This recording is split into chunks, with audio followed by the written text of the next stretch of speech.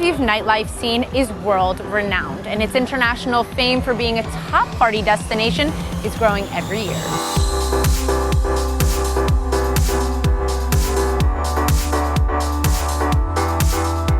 The main difference between the nightlife of Tel Aviv and many other cities is timing.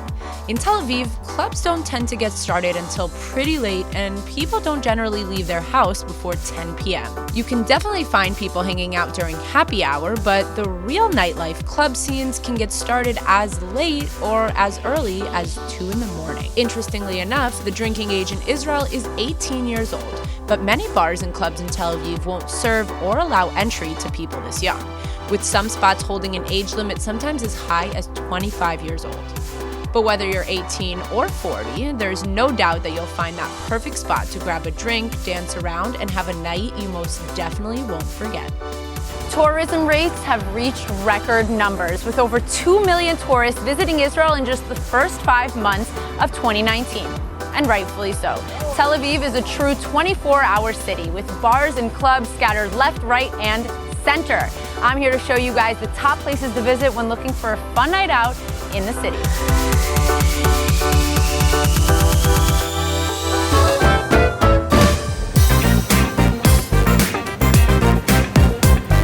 Make your way into Sarona's Temple Tunnel and you'll find the Whiskey Bar and Museum. Oh, I love that. One of the largest complexes of its kind in the world. This you can give me. A bar, a restaurant, and a whiskey museum in just one unique location. Pure whiskey.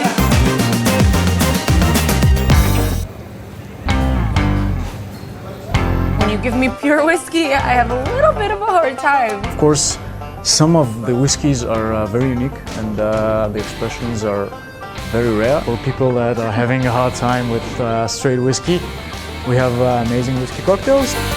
We're the 5th largest whiskey bar in the world. Our version of pina colada without whipped cream. I love it.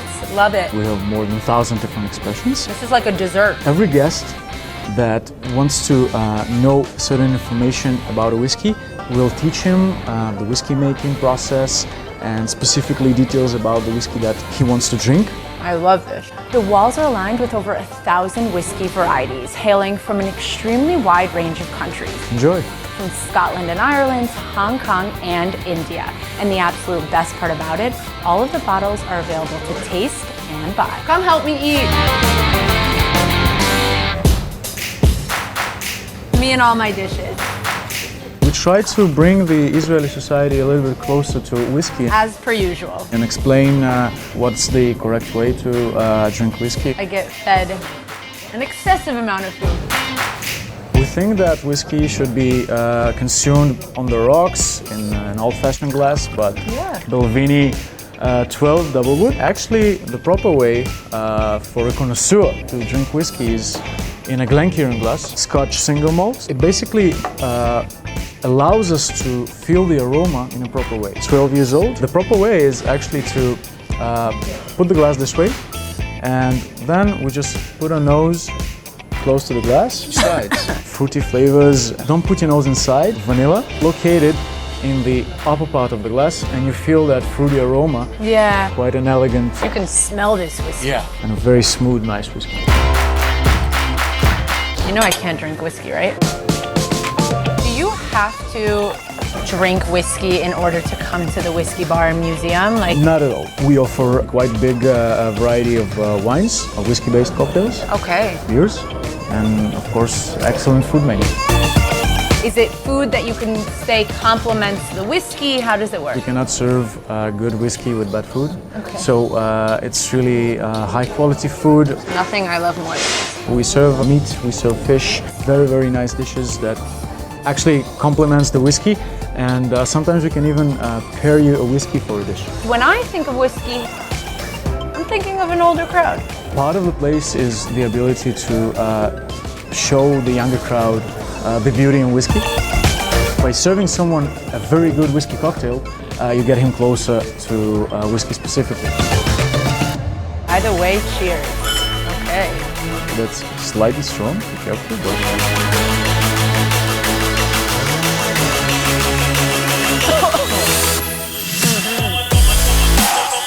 already got drunk before I even tasted it. I like smelled it and I was like, whew. Am I supposed to drink this one now? Yes, this one is Balvenie Caribbean cask, aged for a short period of time in a rum barrel. Short period of time, 14 years. Try adding, for example, 5 drops of water. You can almost smell it better when you dilute it with water. Every guest in the Whiskey Barn Museum, he'll get a dropper. When you add a few drops of water in the whiskey, it actually inserts oxygen and opens up the aromas and flavors. And what about this location? It's actually a Templars tunnel. It was built 140 years ago by the German Templars. Wow. We were actually not allowed to touch the walls. It used to be a wine cellar 140 years ago. You can tell. You can get the vibe of a wine cellar here. You feel the ambience when you walk in here, where it's like you feel like you're in an ancient place. Who would think that in Tel Aviv you would find the biggest whiskey bar in the Middle East, along with nightclubs and cocktail bars and amazing restaurants that are located in such a small city that offers so much more than anything. Now that we got to explore all the wonders of the Whiskey Bar and Museum, we're off to the tasting room.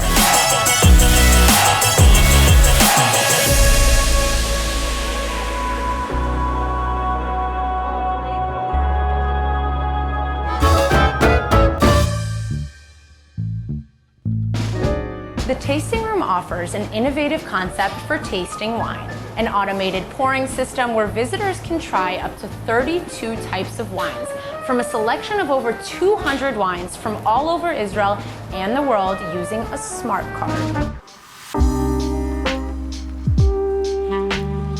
I'm gonna grab a glass over here. I have my card and I'm going to try the Chablis. You put your card in and I want to taste this.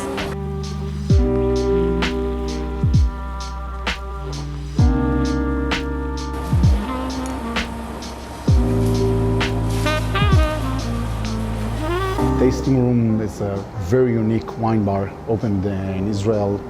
I don't know a lot of concepts in the world and a lot of cities that offer this type of experience to really know and experience most of the Israelis' wines, all of the regions, all of the grapes, a lot of vintages. Everything can be poured by the glass, half a glass, and of course a taste.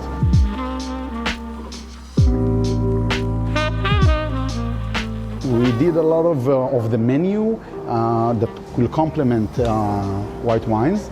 So a lot of fish, fresh fish, and the cheese platters, and burrata, mozzarella cheese, and some vegetarian offering that we have. So this is what we thought of putting in our menu that will combine and will go perfectly together with the wine.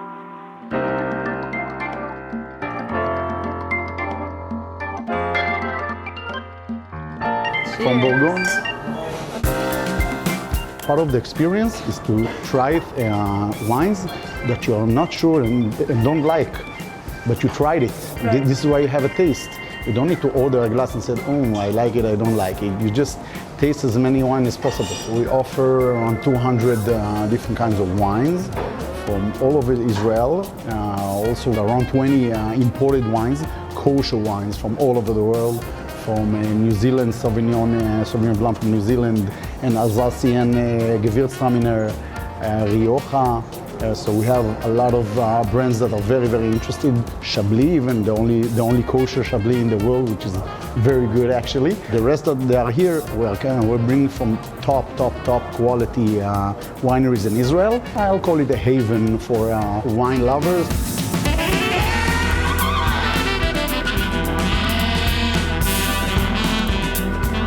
Unforgettable Wine Cellar allows you to take a magical tour of the leading wineries right here in Israel. And the design here in the tasting room offers the perfect experience and atmosphere that'll make anyone want to stay for another glass or two. I think that all the restaurant industry today became an experience. You're not going to a certain place because of the wine list or the food or the ambience or the service. It's all of it together.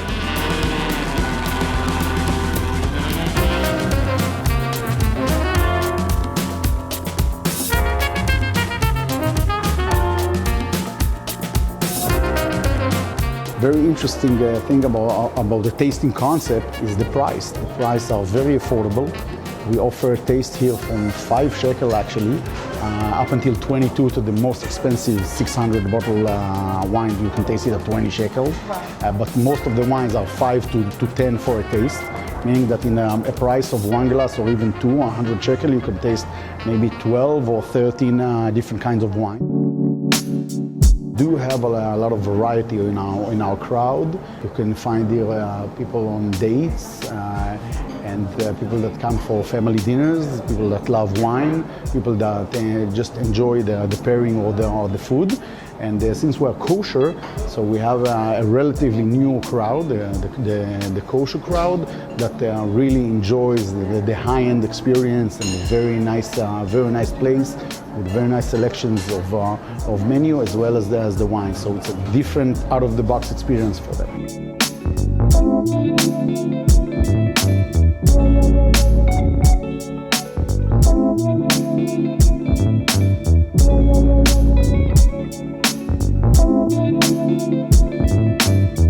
Now, if you're looking to just kick back and grab a beer with some friends, our next spot is the perfect fit.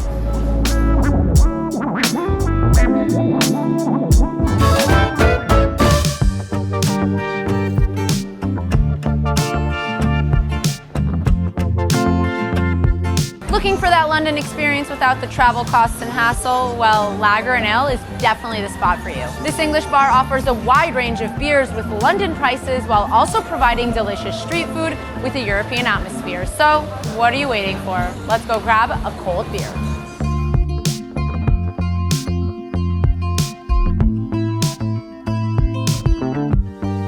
The Lager and Ale is a London-inspired bar chain. You can see it through the beers, through the self-serve, through the food, through the atmosphere here. And hopefully it will grow and everyone will get to enjoy our prices and our service and basically the whole thing we have here. We do believe in value for money. Most of the beers are around 20 shekels, so it's really nice, or like 4 pounds. The type of food we serve is basically street food, sandwiches, good snacks with your beer that go along with your beer. We have beers from Israel, we have beers from Belgium, from England, from Germany. I think it's a mix of all. Each country has its own specific type of beers, so we do make sure to bring everything we can to make sure we have all types of beers people are looking for. Most of the bars are not professional enough about the beer. They don't take it as seriously as we do. We respect our beers, we respect our liquor, and I think that's what makes the whole package, both the price and the service and the importance of the drinks we make. We do believe that each beer has its own glass, so we do make sure each beer and each tap has its own typical and the most right glass to it. The room temperature, the way we stir our beer, if it's not beer, there's mixers. We do make sure each person finds whatever he wants to drink, whatever he likes. The industry is growing. I think in the past few years, people do feel like it's more normal to drink beer during the day. People try new stuff. You can see that in Israel, more and more types of breweries from all around the world do start bringing their own beers, and it's growing, and it's great because it's the cheapest and the healthiest type of alcohol we can serve.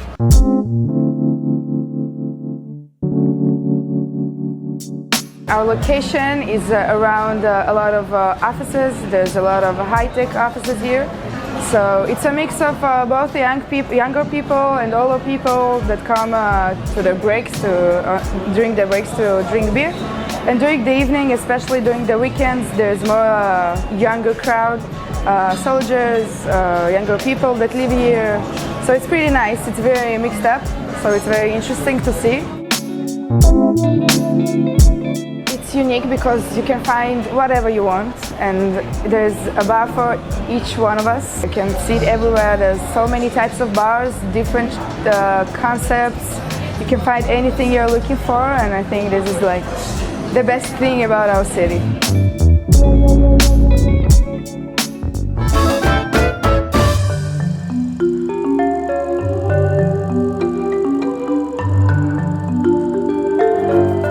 Where in the world am I? can say whatever you like. How would you say it in English? Ariel, Ariel. Tell me a little bit about the concepts behind it. a journey of theater, literature, and generally redefining hospitality. Ariel. Ariel. זה גם טוב. Ariel. From Shakespeare to Molière to obviously Alice in Wonderland, but also Harry Potter. איך השם משפחה שלי? That one I couldn't figure out. I couldn't. Lays Gold. Lays Gold. Thank you very much.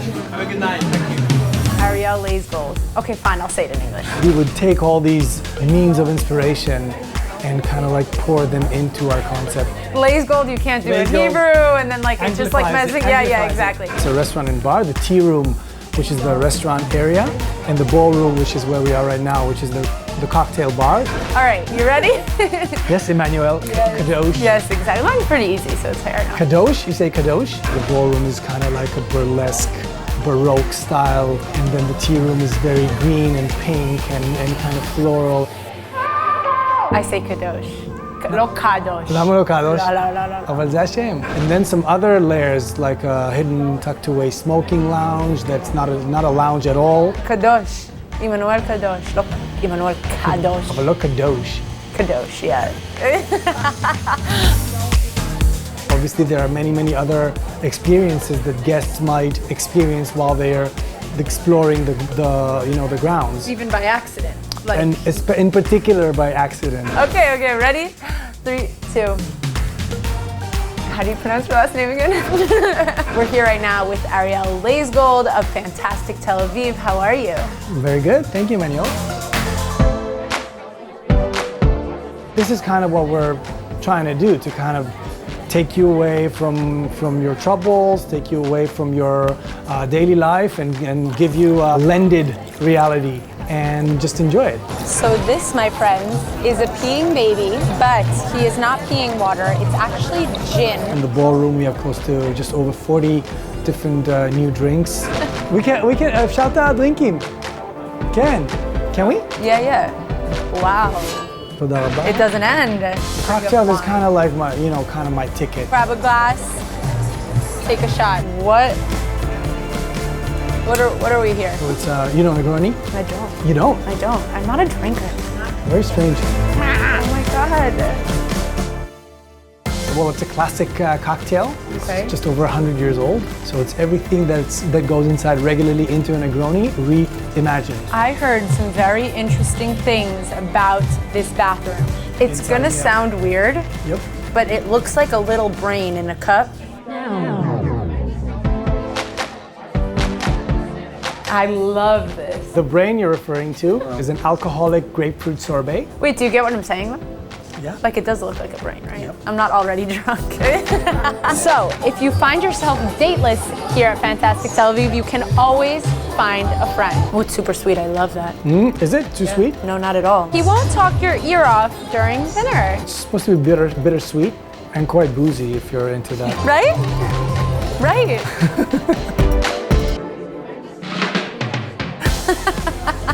Okay, so we're not going to talk about the cocktail names. We're going to go straight to tell me about your other project and your other bar.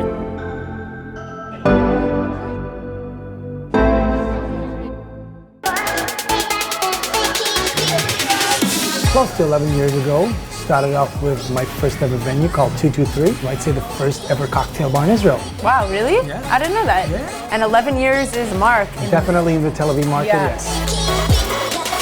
Look how ridiculous.